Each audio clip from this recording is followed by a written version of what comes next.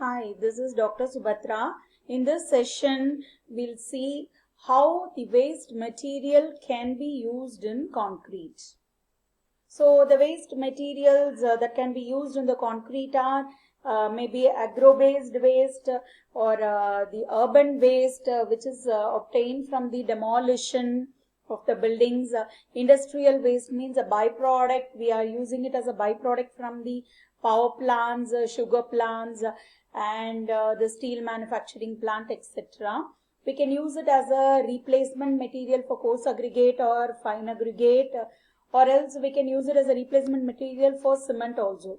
So the three types of waste are organic waste, inorganic, and the industrial waste. So coming to the organic waste, the first type is a rice husk. It is produced from the paddy when you are producing it in the rice mill. About 200 kg of husk will be generated. Its bulk density is 100 to 150 kg per cubic. So this rice husk can be used as an aggregate for making the lightweight concrete, which is mainly suitable for the precast blocks and slabs for the walls and partitions. The ground reactive rice husk ash can be blended with the ordinary Portland cement, and it has a very good acid resisting property also. So due to this main advantage, we can use the rice husk. We can blend it with the cement also. When it is mixed with the sand and lime in suitable proportions, with an appropriate quantity, we can make it as we can cast it or mold it as like a brick, whose density is 1400 to 1600 kg per cubic. It will have the compressive strength of 5 to 6 megapascal, and the water absorption characteristics is less than 20%. So we can use this rice husk brick for the load bearing walls also. The next one is the inorganic waste. One is the recycled aggregates. We can use it as a replacement material for conventional, and we can save cost up to 30%. Next is a broken brick aggregate concrete. The rejected or the overburnt bricks which cannot be used in the construction site, that broken brick we can use it as a lightweight reinforcing concrete floors. We can use it that way. It is a process of recycling. We are just reusing it. We are just breaking it and we are applying that in the construction field. Next one is the industrial waste. One is a blast furnace slag which is produced from the steel manufacturing plant.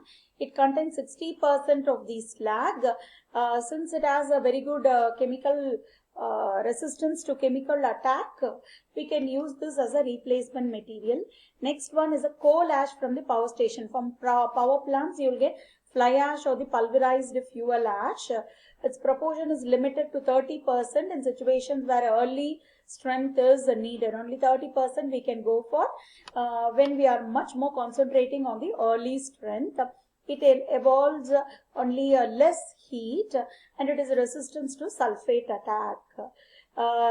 It reduces the rate of development of strength and increases the drying, shrinkage and creep. The figure shown here are the fly ash bricks, what they have made. It's a hollow bricks, and also as a solid one. The next industrial waste is the red mud aggregate. It is actually a byproduct which is obtained from the production of alumina from the bauxite. Bauxite is the ore. By means of bias process during the production of alumina, you are getting the waste material as a red mud. The picture shown here is a red mud. This concrete made with this red mud aggregates will have more compressive strength, tensile and flexural strength when compared to the gravel. Then the next one is a silica fume concrete. It is a byproduct which is obtained by the reduction of high purity quartz with coal in electric arc furnaces in the production of ferrosilicon metal. So from where this silica fume is obtained? In the production of ferrosilicon metal. It is a pozzolanic material. It is suitable for high water cement ratio up to 0.55 and higher. 1 kg of silica fume can replace 3 to 4 kg of cement in concrete without much more changes in the compressive strength of the aggregate. The ultra high strength concrete also you can obtain using this silica fume, which has the strength of 80 to 125 megapascal or Newton per mm square.